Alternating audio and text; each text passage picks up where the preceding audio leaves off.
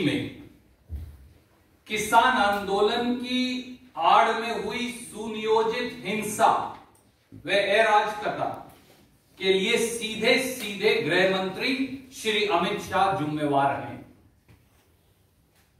इस संबंध में तमाम खुफिया इनपुट के बावजूद हिंसा के तांडव को न रोक पाने में नाकामी के चलते उन्हें एक पल भी अपने पद पर बने रहने का अधिकार नहीं।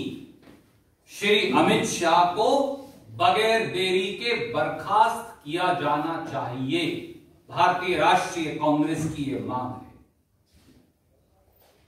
साल भर के भीतर राष्ट्रीय राजधानी में दूसरी बार हुई इस हिंसा को रोक पाने में बुरी तरह विफल रहने वाले श्री अमित शाह को बगैर देरी के गद्दी छोड़नी चाहिए। यदि प्रधानमंत्री माननीय नरेंद्र मोदी जी अब भी उन्हें बर्खास्त नहीं करते तो साबित हो जाएगा कि श्री अमित शाह से इस पूरी हिंसा में देश के प्रधानमंत्री की प्रत्यक्ष मिलीभगत है। आज दोस्तों, आजादी के 73 सालों में यह पहला मौका है जब कोई सरकार लाल किले जैसी राष्ट्रीय धरोहर की रक्षा करने में भी पूरी तरह नाकाम रही है। किसानों के नाम पर साजिश के तहत चंद उपद्रवियों को लाल किले में घुसने दिया गया और दिल्ली पुलिस कुर्सियों पर बैठी आराम फरमाती रही। भाजपा के करीबी और मोदी शाह के चेले दीप सिद्धू की पूरे समय लाल किले में मौजूदगी, इस उपद्रव में मौजूदगी किसान आंदोलन को बदनाम करने की एक सुनियोजित साजिश है। और अब स्थिति उल्टा चोर कोतवाल को डांटे वाली है।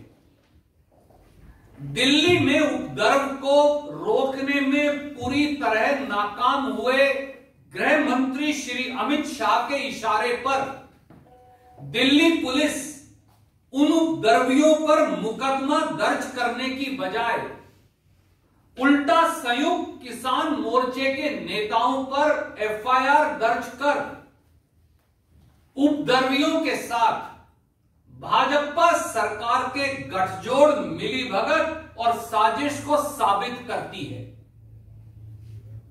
बीते 63 दिनों से लाखों अन्नदाता दिल्ली के दरवाजे पर 3 खेती विरोधी काले कानून वापस लेने के लिए शांतिपूर्वक आंदोलन कर रहे हैं।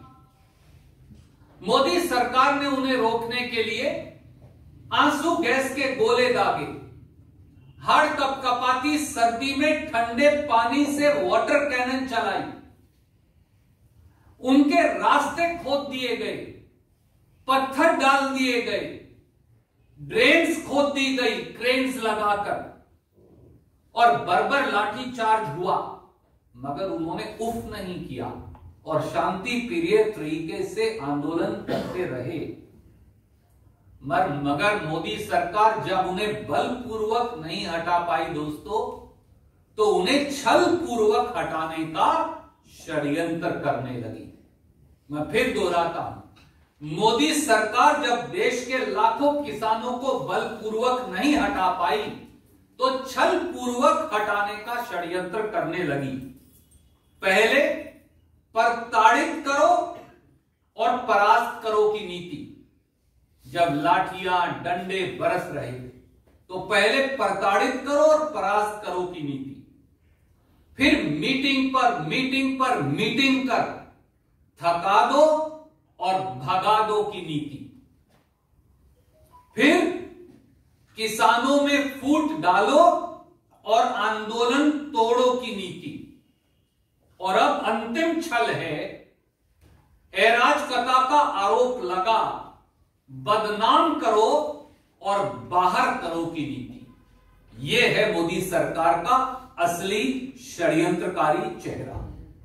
मैं फिर दोहराता हूं, पहले प्रताड़ित करो और परास्त करो, फिर मीटिंग पर मीटिंग थका दो और भगा दो, फिर किसानों में फूट डालो और आंदोलन तोड़ो, और अब आखिरी छल है हिंसा का आरोप लगा बदनाम करो और बाहर करो की नीति।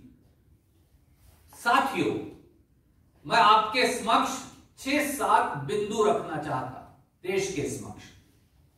सवाल यह है कि जो किसान 63 दिनों से शांतिपूर्ण आंदोलन कर रहे थे, अचानक से ऐसा क्या हुआ कि वो बिफर गए। दूसरा बिंदु, अगर सरकार 10 दौर की बातचीत करने का ड्रामा करे, किसानों की समस्याओं के समाधान की बजाय व्यवधान करे और किसान आंदोलन को बदनाम करने पर जोर रखे, तो सरकार की साजिश क्या साफ नहीं। तीसरा बिंदु, सीधा सा सवाल यह है कि 30, 40, 50 ट्रैक्टर लेकर उपद्रवी लाल किले में कैसे घुस गए। चौथा बिंदु, यह किसकी असफलता है अमित शाह जी, इसका जिम्मेवार कौन है। पांचवा बिंदु, लाल किला तो हमारी आजादी का प्रतीक है, कांग्रेस के लाखों रणबांकुरों ने कुर्बानी दी और जेल काटी इसी तिरंगे के लिए। देश के किसान और गरीब के लिए लाल किला और तिरंगा सर्वमान्य है। तो 500-700 हिंसक तत्व लाल किले में कैसे घुस सकते हैं।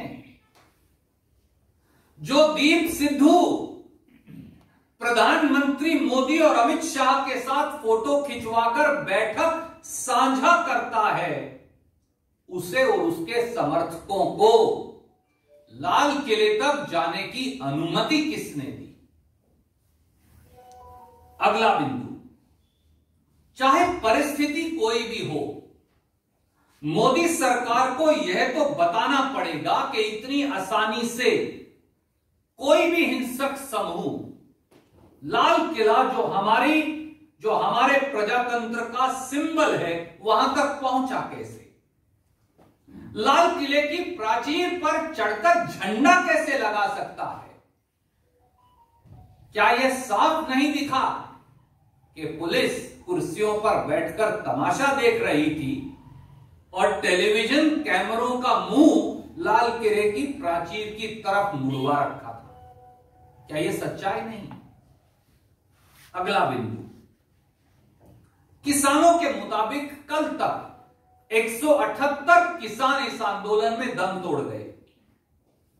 किसानों को हिंसा ही करनी होती तो लाखों किसान 63 दिन से हाड़ कंपकपाती सर्दी में दिल्ली की सीमा पर शांतिपूर्ण तरीके से सत्याग्रह कर न्याय की गुहार क्यों लगा रहे थे।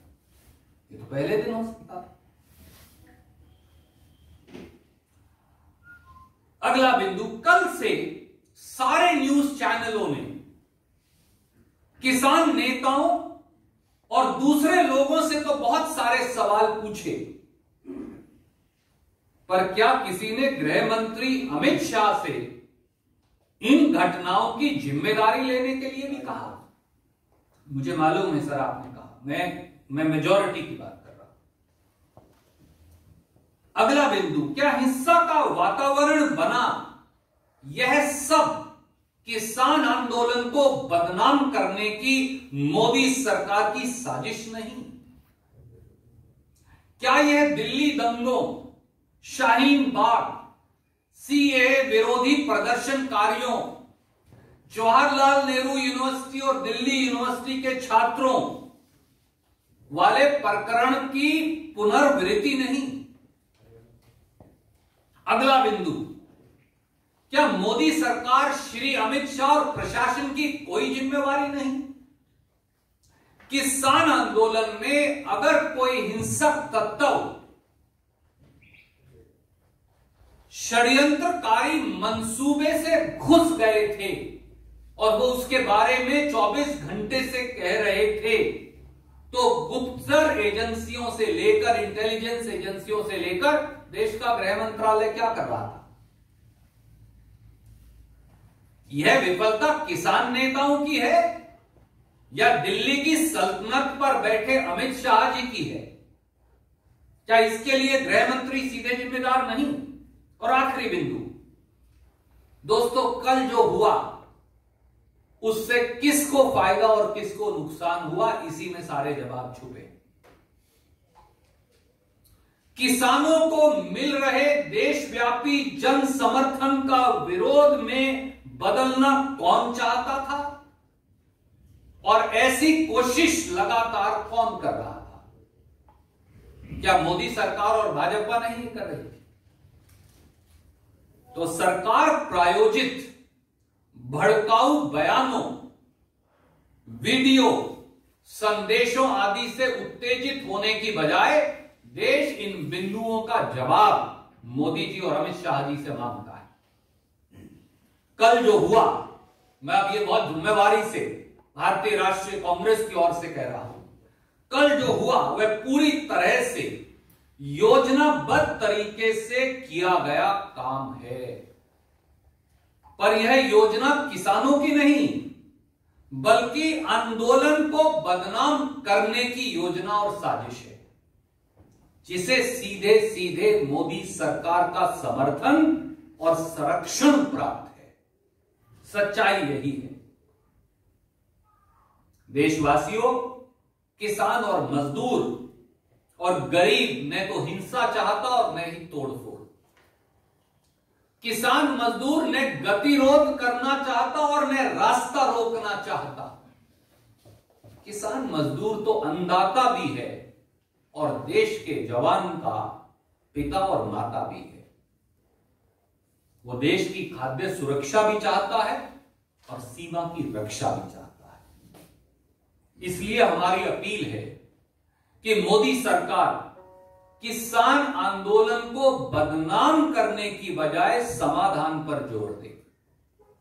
बगैर देरी के तीनों खेती विरोधी काले कानूनों को वापस ले, ताकि किसान मजदूर अपने खेत खलिहान में लौटकर देश के लिए सोना पैदा कर देश का पेट पाल सके।